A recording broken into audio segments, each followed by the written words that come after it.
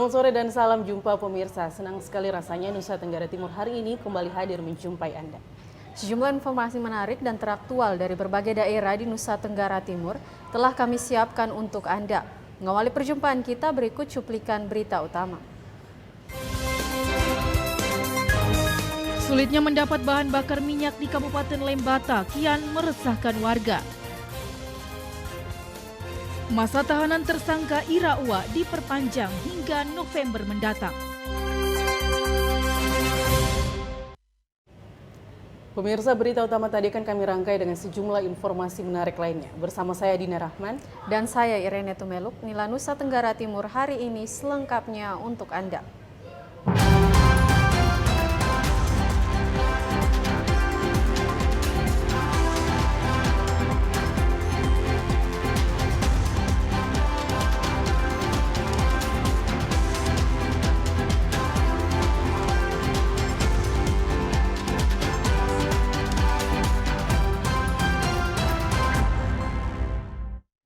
Pemirsa, kita awali berita pertama dari Kabupaten Lembata. Sulitnya mendapat bahan bakar minyak di Kabupaten Lembata kian meresahkan warga. Tidak hanya itu, harga BBM di tingkat pelangsir pun melonjak terus.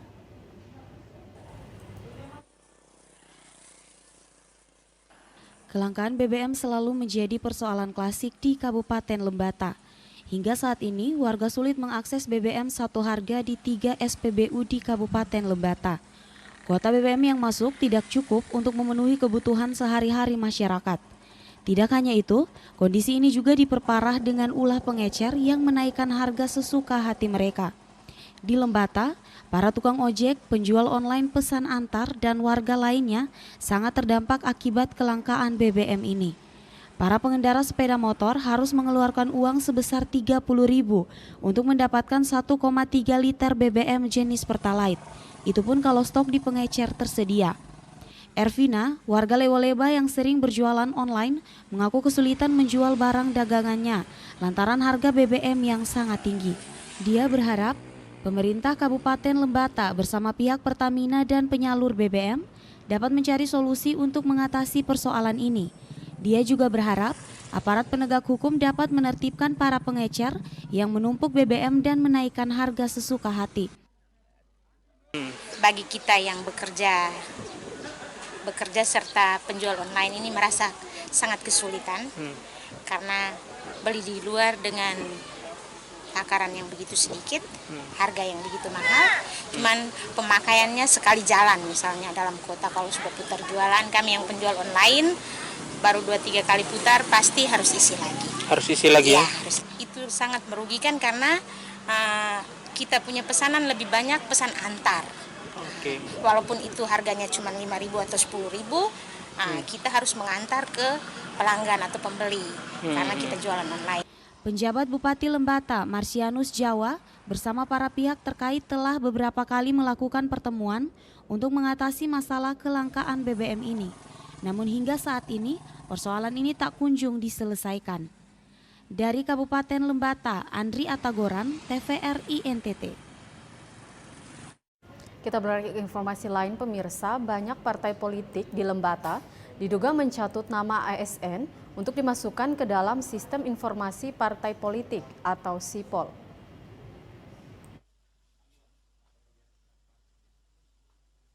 Komisi Pemilihan Umum Kabupaten Lembata hampir selesai melaksanakan tahap verifikasi administrasi partai politik.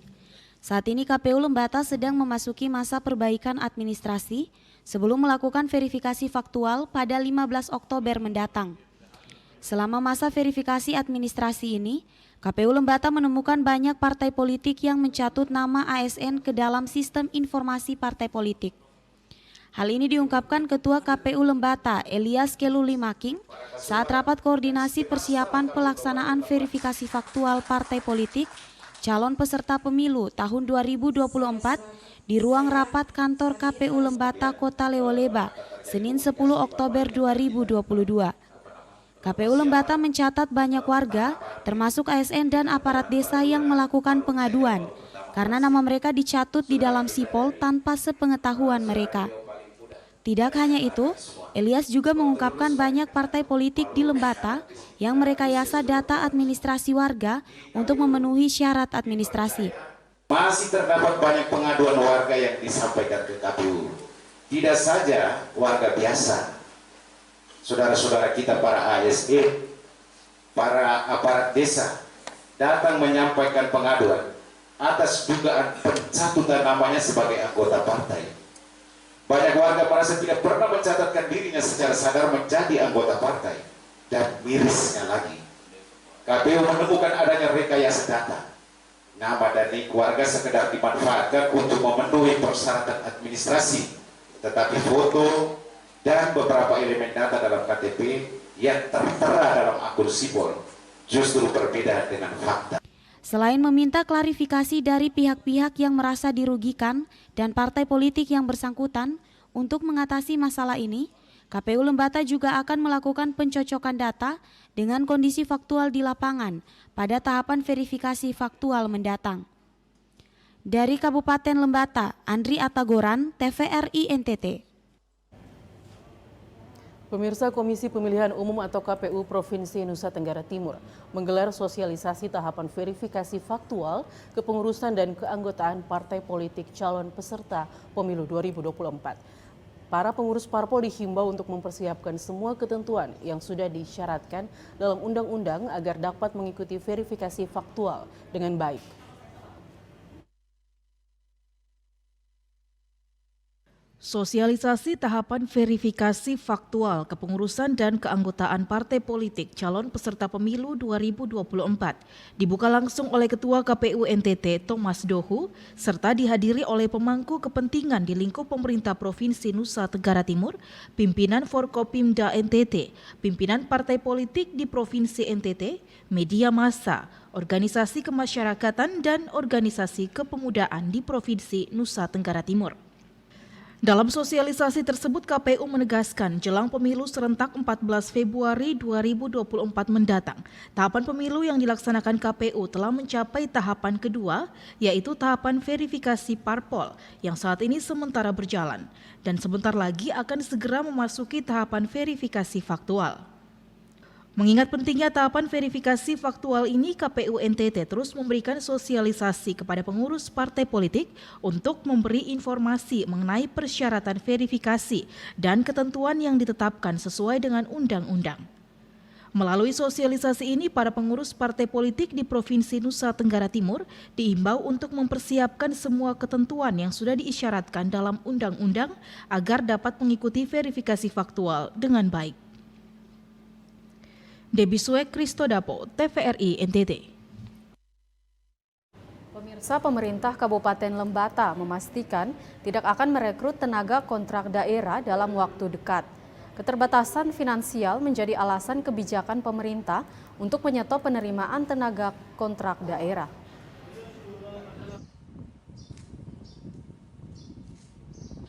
Pejabat Bupati Lembata Marsianus Jawa memastikan Pemda Lembata tidak akan merekrut tenaga kontrak daerah untuk ditempatkan di beberapa instansi pemerintah.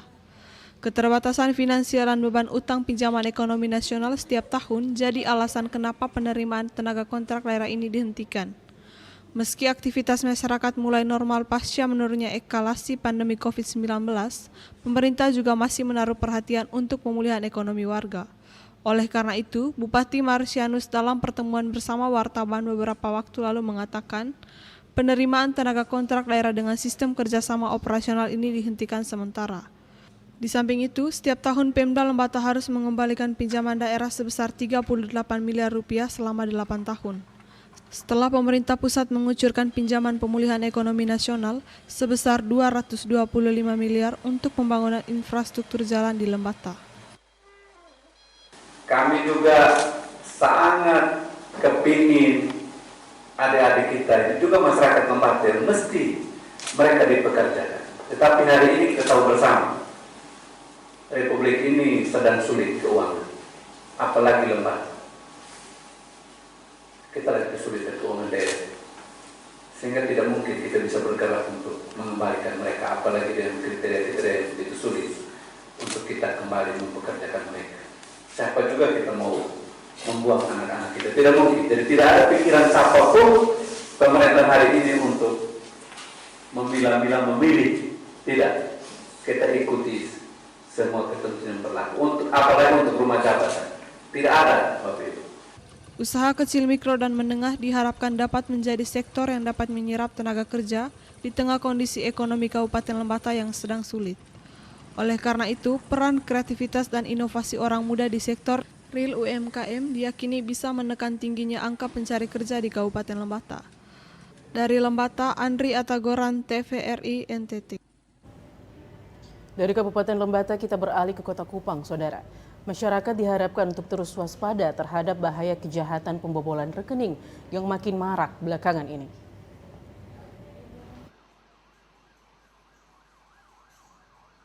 Maraknya kejahatan dunia maya terutama yang dilakukan dengan modus pembobolan rekening bank makin meresahkan masyarakat belakangan ini. Banyak warga yang menyadari bahwa mereka telah menjadi korban kejahatan tersebut ketika uang di rekening mereka telah terkuras habis.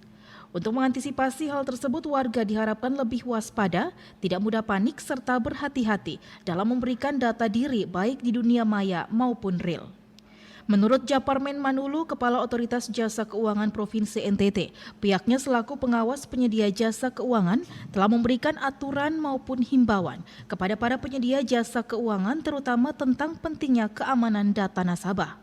Pihaknya juga bekerja sama dengan berbagai stakeholder seperti Cybercrime Polri, Kemenkominfo, dan berbagai pihak untuk mencegah kejahatan dan penipuan transaksi digital tersebut. Hal tersebut harus diimbangi pula dengan kesadaran masyarakat untuk selalu waspada dan memperbanyak literasi mengenai transaksi digital. Pertama, jangan terlalu mudah percaya dengan tawaran-tawaran. Itu tadi. Yang kedua, jangan cepat panik. Yang ketiga, kalau ada tawaran-tawaran seperti itu, baik tawaran maupun ancaman, silakan langsung hubungi call center. Call center, mudah-mudahan itu bisa menghentikan atau supaya kerugian tidak lebih dalam lagi. Terus kemudian ya tetaplah membaca literasi terkait dengan keuangan. Sekarang kan sudah banyak sekali fasilitasnya baik di Instagram, akun sosial media, YouTube, dan yang lain-lainnya. Dibaca aja. Agung Pras, Simon Padang, TVRI NTT. Pemirsa, masa tahanan tersangka pembunuhan ibu dan anak di PNKC Alak, Kota Kupang, diperpanjang hingga November mendatang.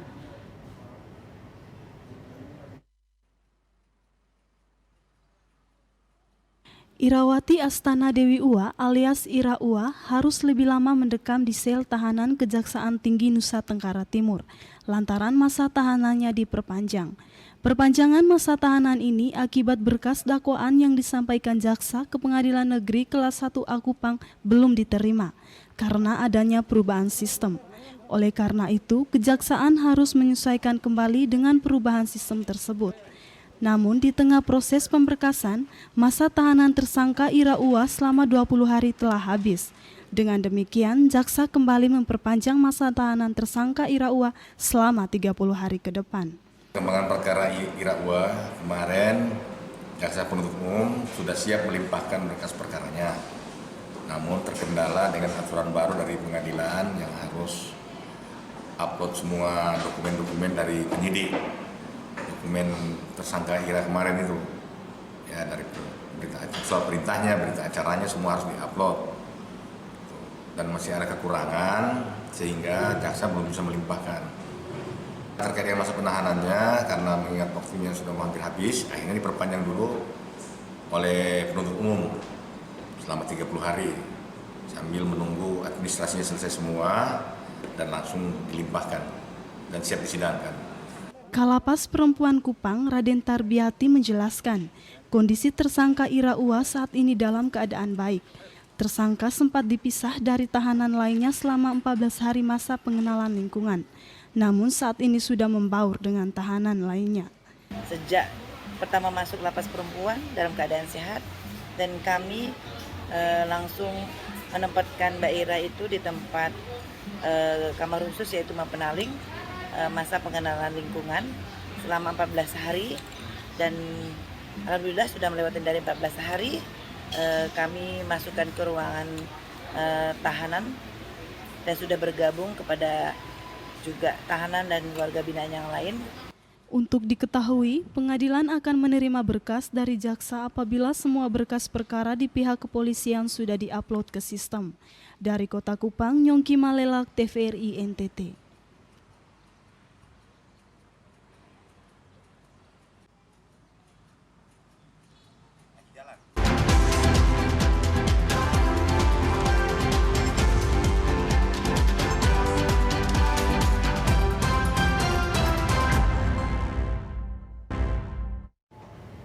Terima kasih Anda masih bersama kami.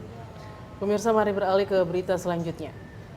Pemerintah melalui Kemendikbudristek RI menetapkan aturan baru dalam seleksi penerimaan mahasiswa baru perguruan tinggi negeri belum lama ini.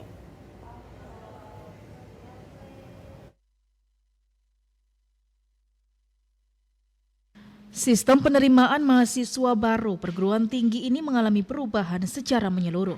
Skema seleksi kali ini tidak lagi berdasarkan mata pelajaran, namun menitik beratkan kepada kemampuan penalaran, mengukur kognitif dan literasi berbahasa Indonesia dan bahasa Inggris untuk menggantikan sistem ujian yang berdasarkan hafalan yang sangat memberatkan siswa.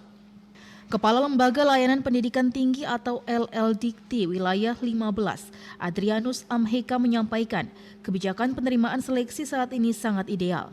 Kompetensi dari calon mahasiswa penerimanya sangat terukur dari awal. Aturan ini juga meringankan orang tua karena tidak perlu mengirimkan anaknya ke lembaga bimbingan belajar yang mahal. Siswa hanya fokus kepada kemampuan nalar yang dimiliki serta minat dan bakat siswa yang sudah tertanam sejak dini. Sebenarnya menurut saya kebijakan ini adalah kebijakan yang paling ideal dan paling terbaik di masa kini, kalau flashback dari masa-masa sebelumnya, karena jalur ini akan membuka membuka peluang dari sisi si calon mahasiswa tersebut. Jadi kompetensinya itu memang sudah terukur dari sejak awal. Jadi kalau tidak salah, ya begitu di jalur penerimaan mahasiswa baru ini, salah satunya adalah melihat juga dari aspek keahlian calon mahasiswa tersebut, bahwa kalau memang mahasiswa tersebut begitu ya, kalau dia kelebihannya rekognisinya, mungkin kalau kelebihannya dia mendapatkan prestasi nasional, ya beberapa prestasi nasional mungkin lokal dan seterusnya, itu berarti ada poin atau persentasinya besar dari nilai 100% untuk masuk dalam perguruan tinggi tersebut. Lebih lanjut, ia menyampaikan bahwa orang tua tidak perlu khawatir akan aturan skema baru seleksi perguruan tinggi ini, karena skema ini sangat meringankan orang tua dan jauh lebih transparan, lebih demokratis serta lebih sederhana untuk siswa. Simon Padang, TVRI NTT. Guru wajib memiliki karakter disiplin. Tanpa adanya karakter tersebut, mereka tidak akan berhasil di bidang apapun.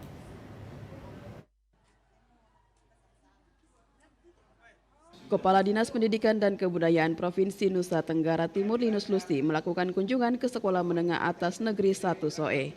Dirinya berbagi pengalaman mengenai dunia pendidikan terhadap seluruh peserta didik dan para guru di sekolah tersebut. Menurutnya, salah satu karakter yang harus dimiliki para guru dan peserta didik adalah karakter disiplin. Hal ini menjadi kunci utama keberhasilan seseorang baik sebagai siswa maupun sebagai guru. Tanpa adanya karakter ini, seseorang tidak akan berhasil di bidang apapun. Untuk menerapkan dan memiliki karakter ini, para siswa disarankan untuk mempelajari dengan sungguh-sungguh setiap materi yang diajarkan oleh guru. Jika ada tugas yang diberikan, peserta didik wajib menyelesaikannya. Ini merupakan proses belajar untuk memiliki karakter disiplin. Sebagai manusia yang sedang berada dalam proses belajar, para peserta didik tidak boleh menganggap remeh apapun tugas yang diberikan oleh para guru. Harus memiliki kemampuan akademik yang dimaksud belajar secara maksimal dan tuntas. Setiap mata pelajaran yang diberikan oleh guru. Kalau guru tidak masuk kelas, terlambat, kamu akan mulai tidak.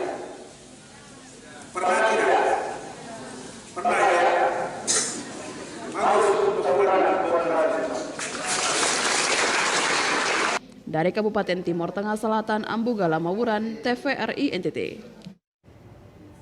Masih dari Kabupaten Timur Tengah Selatan, Saudara. Gerakan Pramuka harus bisa menyadarkan siswa akan tanggung jawab atas masa depannya. Gerakan ini juga sebagai sarana penyadaran terhadap masyarakat atas pentingnya pendidikan.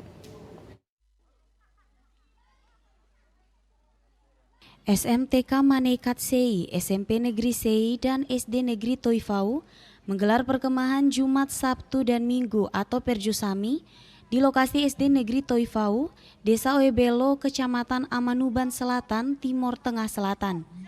Ketua Kuaran Kecamatan Kolbano, Samuel Doris Benu mengatakan, mereka memilih lokasi yang jauh dari perkotaan agar bisa mendekatkan para siswa dengan lingkungan.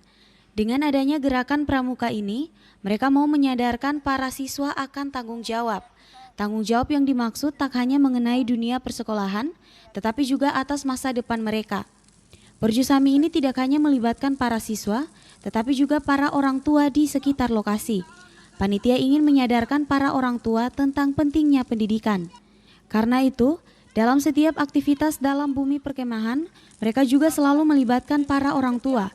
Dengan cara ini, para orang tua disadarkan tentang peran mereka di dalam dunia pendidikan, terutama tanggung jawab menyekolahkan anak-anak mereka.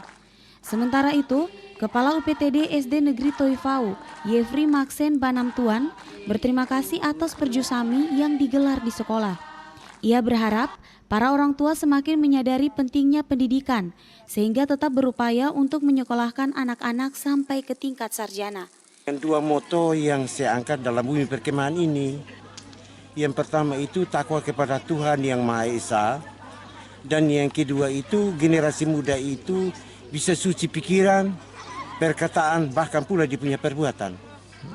Karena di dalam bumi perkemahan ini saya tanamkan dengan kakak-kakak pembina tentang kemandirian seorang anak pramuka. Untuk dia punya hari esok, tentang kemandiriannya, nasibnya pada hari esok.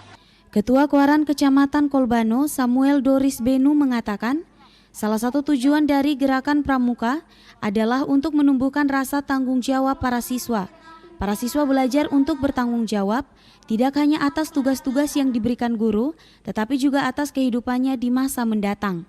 Kami sangat menerima dan sangat senang karena ini salah satu cara untuk membangun karakter anak-anak kami yang ada di sekolah, dan juga yang berikut bahwa bisa membangun motivasi masyarakat sekitar terhadap pentingnya pendidikan bagi keberlangsungan hidup manusia.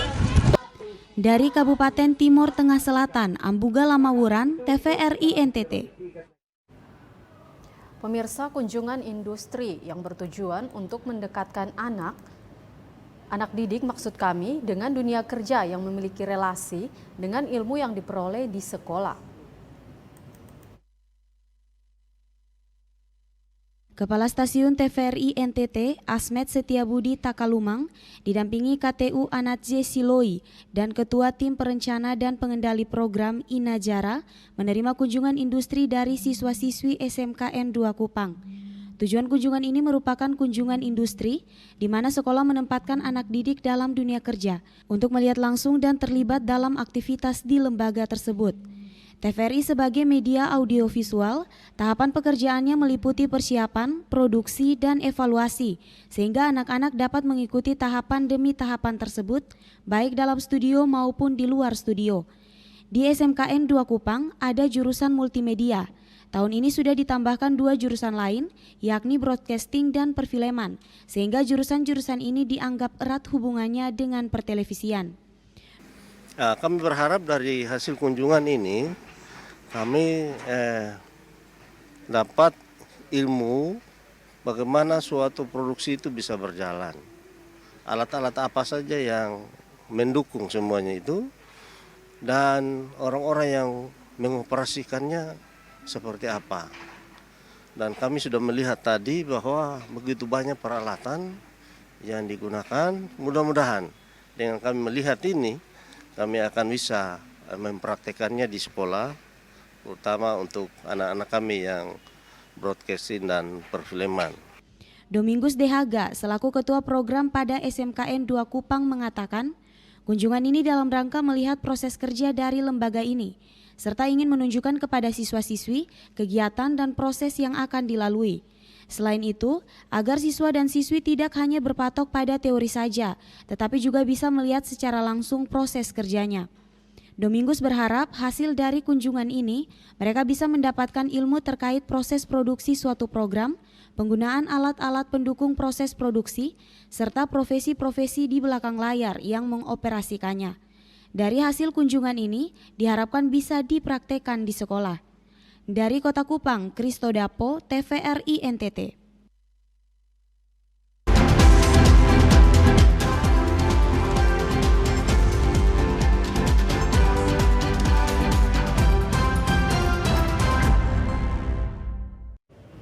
Terima kasih Anda masih bersama kami di Nusa Tenggara Timur hari ini. Pemirsa, kita beralih ke berita selanjutnya. Pagelaran musik Sasando mengusung tema The Magical Sound of Sasando for the World yang seyogyanya dilaksanakan di pelataran Gedung Sasando, kantor Gubernur NTT, gagal dilaksanakan lantaran hujan deras yang mengguyur area sekitar.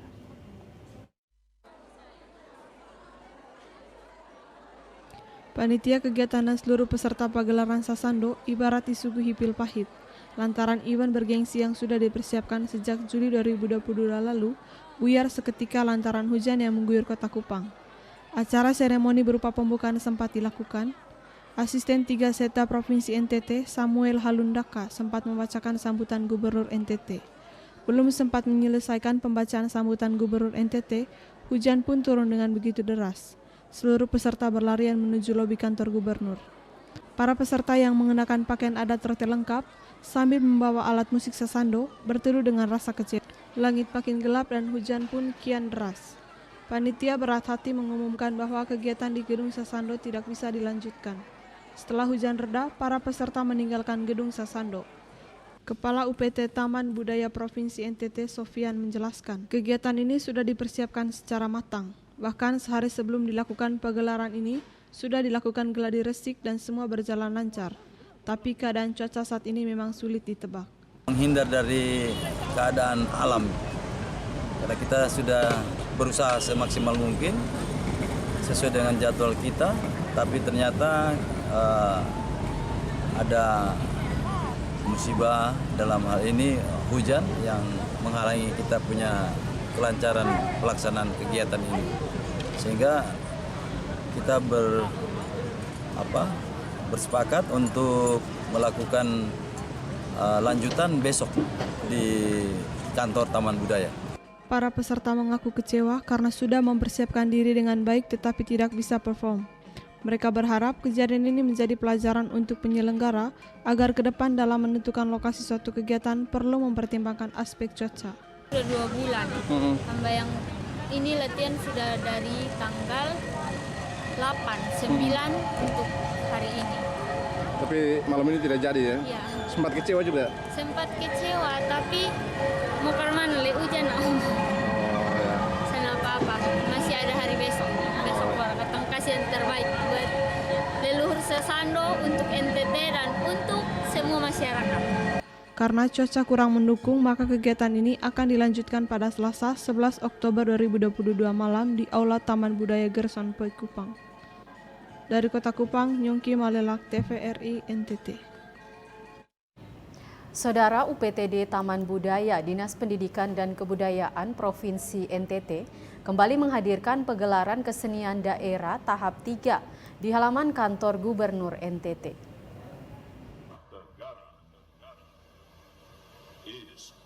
Kegiatan bertema The Magical Sound of Sasando for the World berlangsung di halaman kantor Gubernur Nusa Tenggara Timur.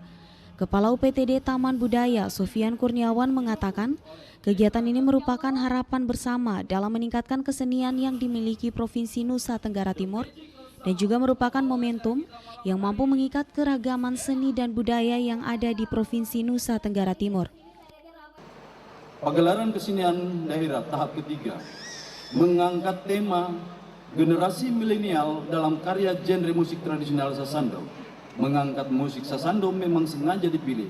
Selain alat musik ini pernah diklaim sebagai milik Sri Lanka, juga mendeklarasikan bahwa alat musik Sasando memang asli milik Provinsi Nusa Tenggara Timur. Yang perlu dilakukan termasuk mengupayakan dalam mengklaim Sasando sebagai warisan budaya tak benda milik Nusa Tenggara Timur. Sementara itu, Samuel Halundaka, Asisten Administrasi Umum Sekda Provinsi Nusa Tenggara Timur yang membuka kegiatan ini mengatakan, kegiatan seperti ini sangat tepat dilakukan agar kita mampu bersama menjaga dan memelihara nilai luhur, nilai budaya yang terkait dengan nilai etika moral dan adat istiadat masyarakat, sehingga dapat teraktualisasi dalam kehidupan sehari-hari.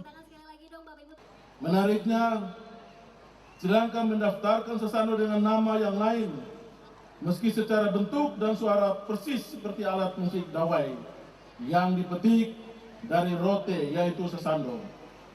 Melihat kejadian ini, kita sebagai masyarakat Nusa Tenggara Timur harus lebih bertanggung jawab dalam menggaungkan eksistensi alat musik tradisional Sasando, sehingga dunia melihat bukti bahwa Sasando memang berasal dari Kabupaten Rote, Nusa Tenggara Timur. Saya mengapresiasi penyelenggaraan konser ini sebagai upaya dalam menggaungkan Sasando agar semakin dikenal tidak hanya di nasional namun di tingkat internasional. Karena walaupun kita telah mendaftarkan pada organisasi dunia seperti World Intellectual Property Organization atau WIPO, namun apabila generasi penerus tidak ikut mempelajari, melestarikan, dan mencintai Sasando, maka kekayaan budaya akan tergerus oleh waktu. Selain itu, perkembangan dunia kesenian saat ini juga dinilai bertopang pada kewajiban dari para pelakunya untuk terus mendukung dan meningkatkan kemajuan budaya kita. Dari Kota Kupang, Foniniti Daniel Nama, TVRI NTT. Setelah kurang lebih 17 bulan tidak dilalui kendaraan karena badan jalan amblas di beberapa titik akibat diterjang badai Seroja, akhirnya ruas jalan Taebenu yang menghubungkan Kelurahan Oebufu, Liliba, dan Kelurahan Naimata, serta Penfui Kota Kupang sudah bisa diakses kembali oleh kendaraan roda 2 maupun roda 4 setelah pemerintah Kota Kupang memperbaiki ruas jalan tersebut.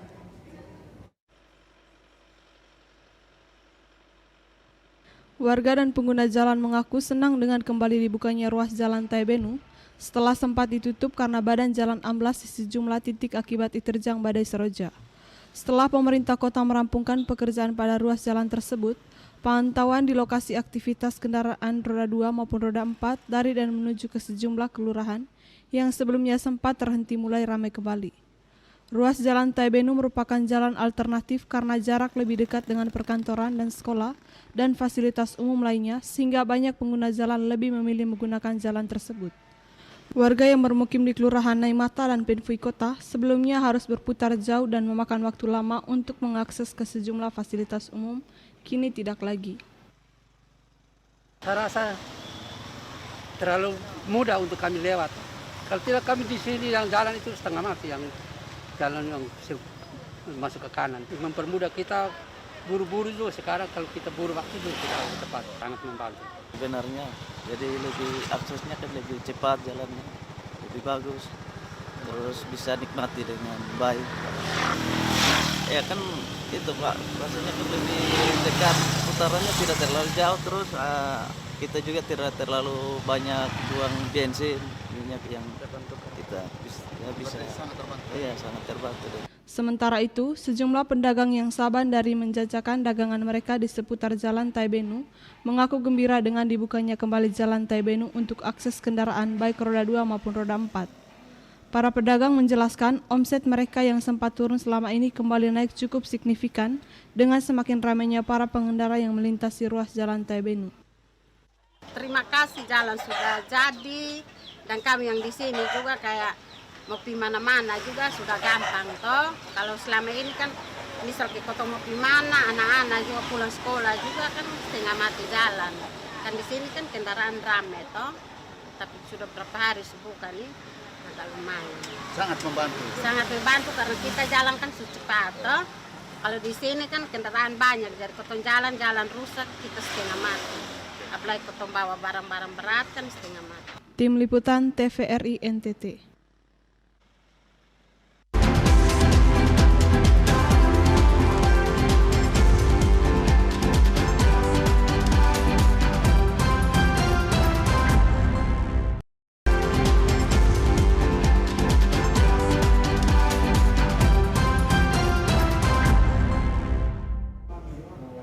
Pemirsa, informasi tadi sekaligus mengakhiri perjumpaan kita pada petang hari ini. Tak lupa juga kami mengajak Anda untuk tetap mentaati protokol kesehatan guna mencegah COVID-19. Ya pemirsa, mari beralih ke TV digital untuk kualitas yang lebih baik. Terus saksikan Nusa Tenggara Timur hari ini yang menyajikan informasi secara santun, lugas dan berimbang hanya di TVRI NTT Media Pemersatu Bangsa. Akhir kata saya Irene Tumeluk. Dan saya Dina Rahman mewakili seluruh kerabat kerja yang bertugas mengucapkan terima kasih atas kebersamaan Anda. Selamat petang dan sampai jumpa.